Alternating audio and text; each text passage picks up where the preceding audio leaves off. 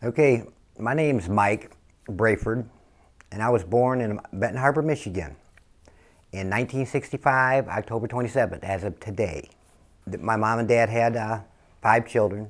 I have 2 brothers and 2 sisters. Well, I think when me and my brother were growing up, my mom and dad I don't think were ready for children.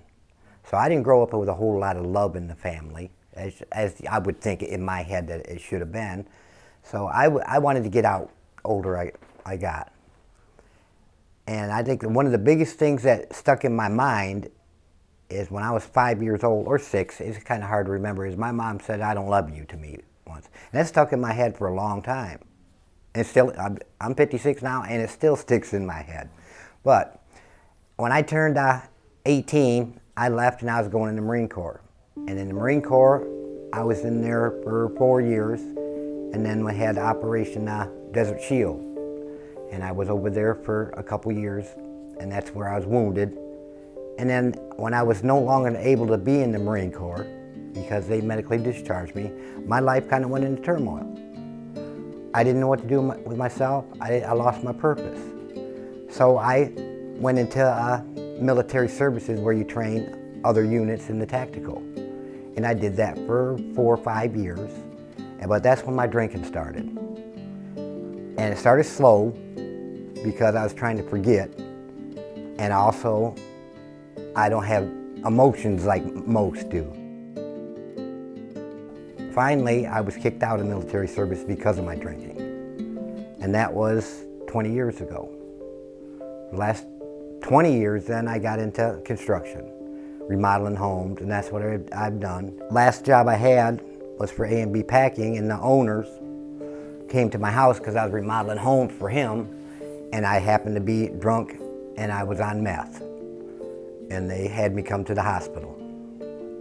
And I spent 2 weeks in the hospital detoxing off the meth mostly. And then I was thinking, man, this ain't even going to be close to enough time for me for 2 weeks. And then when I was talking to my life coach there, his name was Fred, he said, I got a place right here, it's Guiding Light. And he handed me the brochure. And I read the brochure, and it said that it was structure and discipline. And of course, me being military, that's what I said, man, I got to have structure and discipline in my life, or it just won't work. So on April 18th, I came to Guiding Light. And best thing ever happened to me. Because here's where I learned what really my symptoms of my alcoholism was.